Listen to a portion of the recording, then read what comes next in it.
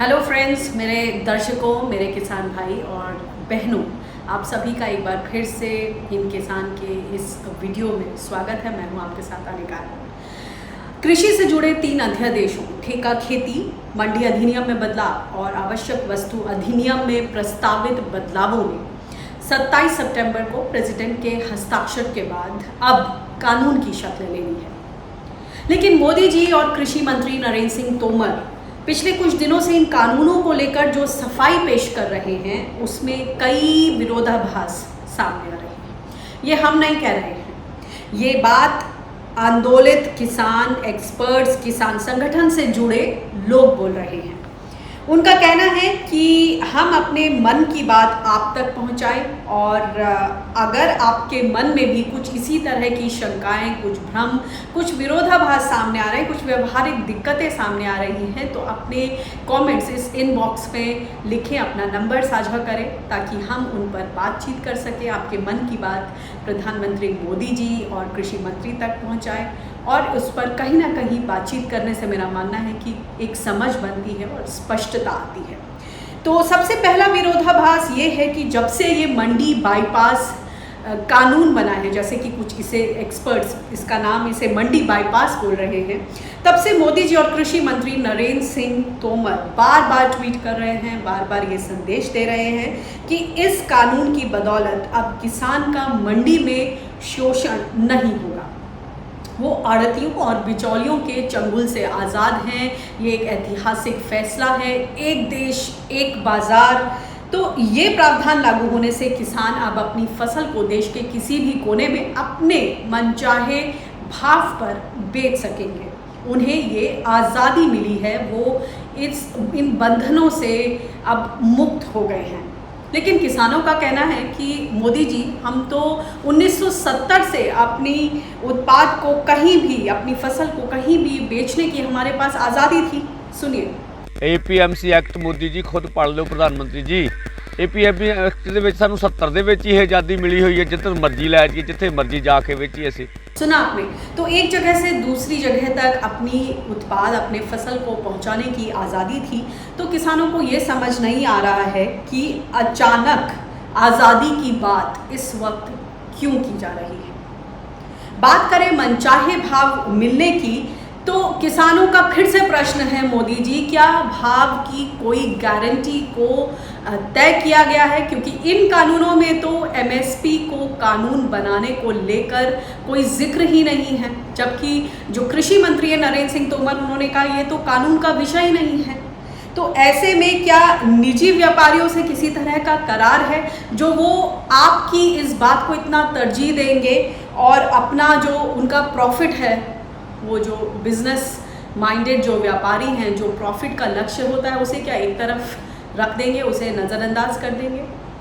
ये किसान आपसे सवाल पूछ रहे हैं। किसानों का ये भी कहना है कि जब सरकार खुद मंडी में MSP को इंश्योर नहीं कर पाई, सुनिश्चित नहीं कर पाती, पूरी खरीद नहीं कर पाती, तो फिर निजी कंपनियां, उनसे इस तरह की उम्मीद कैसे की जाए? कानून में MSP की गारंटी का जिक्र नहीं है। दूसरा, आपने कहा कि किसान और ग्राहक के बीच जो बिचौलिए होते हैं, उनसे किसानों को बचाने के लिए ये विधेयक सुरक्षा कवच के तौर पर लाया गया है। मतलब आपने सीधे सीधे APMC मंडी में मौजूद सभी बिचौलियों को एक झटके में विलेन बना दिया है। लेकिन साथ ही में बवाल ना मचे, इसके लिए एक पैरेलल व्यवस्था APMC मंडियों को भी चालू रखने की बात कही है। तो ये दोनों बातें कैसे संभव हैं? और दूसरा ये कि मंडी में अगर बिचौलिए सौदा करते हैं, तो क्या प्राइवेट मंडी के बाहर जो सौदा करने वाली कंपनियां हैं, उसके डायरेक्टर खुद खेत में खड़े होकर सौदा करेंगे? ये फिर से किसानों का एक प्रश्न हम तक आया है, जो कि हम आपके सामने रख रहे हैं। उनका कहना है कि ये मैनेजर, ये ऑफिसर, अधिकारी या कह लीजिए सौदागर तो APMC मंडी वाले मिडलमैन से भी ज़्यादा बड़े मिडलमैन होंगे और उनके कारोबार का दायरा भी बड़ा होगा और फिर उसी लिहाज से प्रॉफिट का लक्ष्य भी।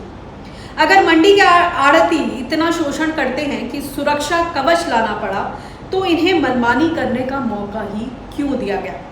मंडी में जब भ्रष्टाचार पल रहा था, तो मंडी को राज्य सरकार की जिम्मेदारी बताकर अपना पल्ला झाड़ लिया गया, कोई एक्शन नहीं लिया गया, कहा ये राज्य का काम है, उसमें केंद्र सरकार दखल नहीं दे सकती। फिर अब सुधार का दावा कर उन्हीं के कार्यक्षेत्र में ये कहकर दखल क्यों दी जा रही है कि मंडी भ्रष्टाचार का गढ़ बन गया है, इसलिए विकल्प के तौर पर निजी मंडियां लानी पड़ेंगी। एक और बात जो किसानों को समझ में नहीं आ रही है कि जब कृषि मंत्री एपीएमसी मंडी में शुल्क लगने और निजी मंडियों में शुल्क फ्री व्यवस्था से उपजे फर्क पर अपनी राय रखते हैं, तो इसे ऐसे समझें कि जैसे एक मेले में जो घुसने के लिए एक एंट्री फी होती है वो 50 रुपये है, और एक दूसरा मेला है जिसमें एंट्री फी नहीं है, वो मुफ्त है। तो ऐसे में ज़्यादा से ज़्यादा लोग उसी मेले में जाएंगे जहाँ पे कोई एंट्री फी नहीं है। कुछ ऐसा ही हाल मंडियों में होगा।